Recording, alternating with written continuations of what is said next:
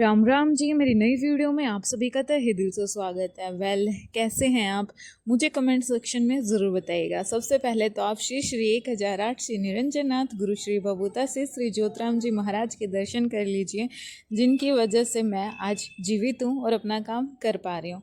आज की वीडियो में मैं बात करूँगी कि क्यों हम आखिर सरकारी नौकरी की तैयारी करते करते थक जाते हैं और लास्ट में हम फेल हो जाते हैं। तैयारी तो हर कोई करता है, हर कोई चाहता है सरकारी नौकरी पाना, लेकिन हर कोई लग नहीं पाता। कोई 1 या 2 नंबर से रह जाता है और किसी का तो कट ऑफ से मार्जिन इतना ज़्यादा होता है कि उसकी हिम्मत इस कदर टूट जाती है कि वो चाह कर भी आगे नहीं बढ़ पाता। उसका सीधा सीधा आंसर ये है कि हम अपने टारगेट को सीरियसली लेते ही नहीं हैं। हम हमेशा ये सोचते हैं कि अगर कर्म में हुई तो सरकारी नौकरी मिल जाएगी, और अगर ना मिली तो फिर हमारे आसपास वाले कमा तो रहे हैं, उनके सहारे हम अपना जीवन काट लेंगे। यहाँ पर मैं सिर्फ लड़कियों की बात कर रही हूँ। लड़कों के पास तो अगर सरकारी नौकरी नहीं मिली तो प्रेशर उन पर इतना होता है कि उन्हें ना चाहते हुए प्राइवेट जॉब करनी पड़ती है। एंड फिर अगर आप एक प्राइवेट सेक्टर के मायाजाल में फंस गए तो वहीं पर फंसे रह जाते हो। फिर बाहर निकलना बहुत ज़्यादा मुश्किल हो जाता है। मानती हूँ लड़कियों के लिए ये सफ़र कठिन है, लेकिन लड़कों के लिए भी उतना ही कठिन है, क्योंकि उनके ऊपर पूरे परिवार की जिम्मेदारी होती है। और हमारा समाज कुछ ऐसा है कि यहाँ पर अगर लड़की कामयाब ना हुई, लड़की जॉब नहीं कर रही, तो उनको डाइजेस्ट हो जाता है, वो आराम से मैनेज कर लेते हैं। लेकिन अगर लड़का नहीं कमा रहा, लड़का घर बैठकर तैयारी कर रहा है, और स्पेशली तब अगर उसे तैयारी करते हुए 5-6 साल हो चुके हैं और उसे अभी तक कहीं सक्सेस नहीं मिली है, तो लोग उसे इस कद्र देखते हैं कि वो मनुष्य जीवन का हकदार ही नहीं है। मतलब ये लोगों को बिल्कुल डाइजेस्ट नहीं होता। तो लड़कियों के लिए भी लिमिटेड टाइम होता है और लड़कों के लिए भी लिमिटेड टाइम होता है अपनी लाइफ में सक्सेस अचीव करने के लिए, आगे बढ़ने के लिए। दोनों की जर्नी अलग अलग हो सकती है, लेकिन दोनों का उद्देश्य एक ही है, समाज में अपनी इज्जत बरकरार रखना। और ये सरकारी नौकरी यूं ही नहीं मिलती, इसके लिए आपको बहुत कुछ सेक्रीफाइस करना पड़ता है। अपने शौक़, अपने दोस्त, अपने रिश्तेदार, अपने मज़े, अपनी खुशियाँ, अपना टाइम, बहुत कुछ आपको सेक्रीफाइस करना पड़ता है। और ऐसा नहीं है कि आपको 100% अश्योरिटी मिल जाती है कि आपको मिल ही जाएगी। बहुत से केसेस मैंने देखे हैं जो बहुत सिंसियरली पढ़ा करते थे, लेकिन उन्हें सरकारी नौकरी नहीं मिली। तो ऐसे में ज़िंदगी तो ख़त्म नहीं हो जाती, दूसरा ऑप्शन हम ढूंढ लेते हैं। लेकिन बहुत सी ऐसी गलतियां हैं जो हम करते हैं जिसकी वजह से हमें सरकारी नौकरी नहीं मिल पाती। सबसे बड़ी गलती तो ये है कि हम प्लान बी पर ज़्यादा फोकस्ड रहते हैं कि अगर नहीं भी मिली मुझे नौकरी तो मैं ये काम कर लूँगा, प्राइवेट जॉब कर लूँगा, पापा की दुकान चल रही है वो संभाल लूँगा। या अगर लड़की है तो वो सोचती है कि मेरे पापा कमा रहे हैं, मुझे कमाने की क्या ज़रूरत। अगर अमीर घर में शादी हो जाए तो मेरे पति कमा रहे हैं, मेरे ससुराल वाले इतने अमीर हैं, मुझे कमाने की क्या ज़रूरत है, मैं तो आराम से बैठ के ऐश करूँगी। ये माइंडसेट हमें पढ़ाई में उस डेडिकेशन तक नहीं ले जाता जो सरकारी नौकरी में चाहिए।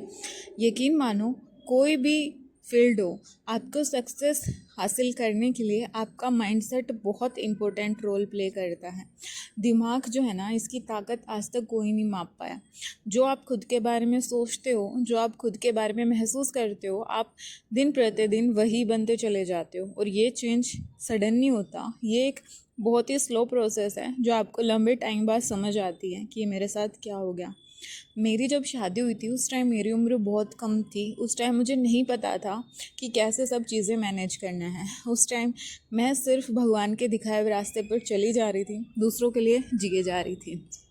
लेकिन वो कहते हैं ना कि लाइफ जब तक स्मूथ चल रही होती है तब तक हम खुश रहते हैं, हम इस उम्मीद में रहते हैं कि इस पूरी ज़िंदगी ऐसे ही खुशी शांति से कट जाएगी। लेकिन तभी मेरी लाइफ में एक ऐसा झटका लगा जिसने मुझे अंदर से झकझोर कर रख दिया। तब मुझे पता चला कि हाँ, ज़िंदगी की रियलिटी क्या है और एक औरत का कमाना कितना ज़्यादा ज़रूरी है।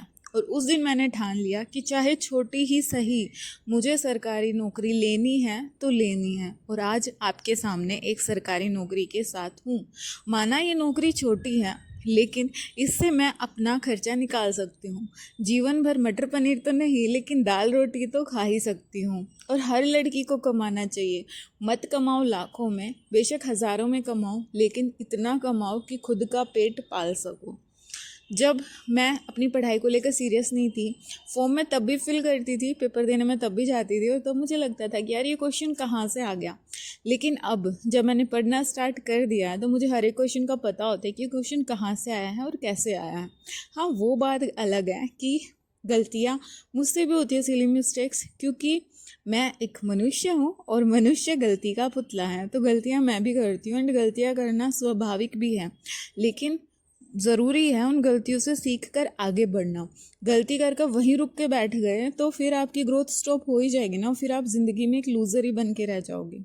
तो बहुत ज़रूरी है गलतियाँ करते करते आगे बढ़ना। अगर आप भी सरकारी नौकरी की तैयारी कर रहे हो तो बिल्कुल डू एंड डाई वाली सिचुएशन कर दो। 2026 आपका लास्ट ईयर होना चाहिए। 2026 में आपको सरकारी नौकरी लेनी ही लेनी है, बाय हुक और बाय क्रुक। कैसे भी करके अपने जीवन में एक स्टेबिलिटी अचीव कर लो, उसके बाद जो कर लेना आप करना चाहो। और सरकारी नौकरी लेना सच बताऊं तो बहुत मुश्किल काम भी नहीं है, बहुत आसान काम है। कमी हमारे अंदर रह जाती है, हमारे डिसिप्लिन में रह जाती है, हमारी पढ़ाई में रह जाती है। कोई भी वैकेंसी हज़ारों में आती है, लेकिन उसके फॉर्म आप देखो लाखों में भरे जाते हैं, लेकिन उन लाखों कैंडिडेट में से सीरियस कितने कैंडिडेट होते हैं। एस्टेट के फॉर्म लाखों में भरे जाते हैं, लेकिन पास कितने % बच्चे होते हैं।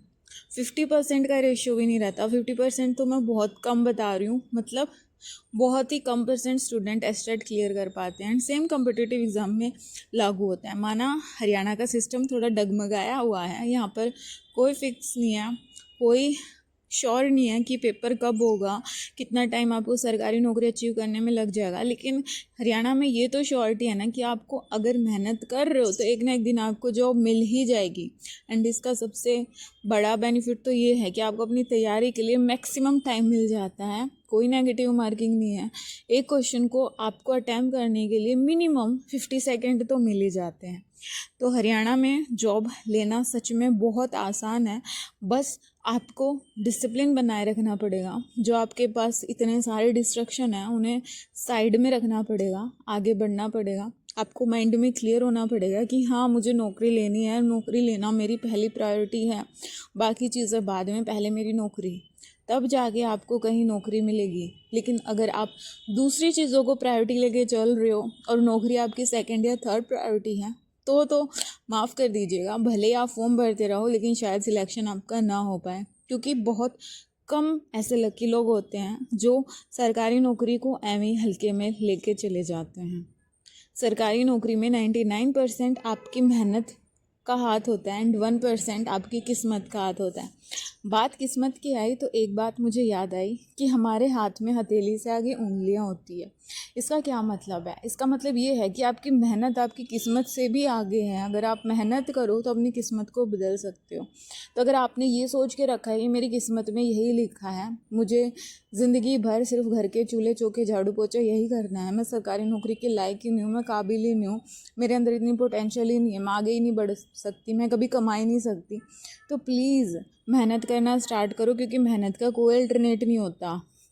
आपको मैंने बुक बता दी कि मैंने जीके जीएस कहाँ से पढ़ी थी। अब आपको इम्पोर्टेंट टॉपिक्स भी चाहिए कि कौन से इम्पोर्टेंट टॉपिक हैं जो बता दो। हरियाणा के एग्ज़ाम में कुछ भी इम्पोर्टेंट नहीं है, सब कुछ इम्पोर्टेंट है, क्योंकि किसी को कोई आइडिया नहीं होता कि हरियाणा का पेपर आखिर आएगा कैसा। तो अगर आपको सिलेक्शन चाहिए तो आपको सब कुछ पढ़ना पड़ेगा, सिर्फ कुछ टॉपिक पढ़ने से कुछ नहीं होगा, आपको सब कुछ पढ़ना पड़ेगा, तब आपका सिलेक्शन होगा। एंड सब कुछ आप PYQs लगा के एनालाइज कर सकते हो कि कहाँ से कितने और कैसे क्वेश्चन पूछे जा रहे हैं, क्योंकि हमसे बेटर हमें कोई नहीं जानता कि हम कितने पानी में हैं। दूसरों को देख के लगता है कि हाँ मेहनत कर रही है, पढ़ रही है, लेकिन हमें रियलिटी पता है कि हम सच में कितना पढ़ रहे हैं और कितने टाइम हम सिर्फ ये देखने में बिता रहे हैं कि पेपर कब होगा, कट ऑफ कितनी जाएगी, नेक्स्ट वैकेंसी कब आएंगी एंड ऑल दैट।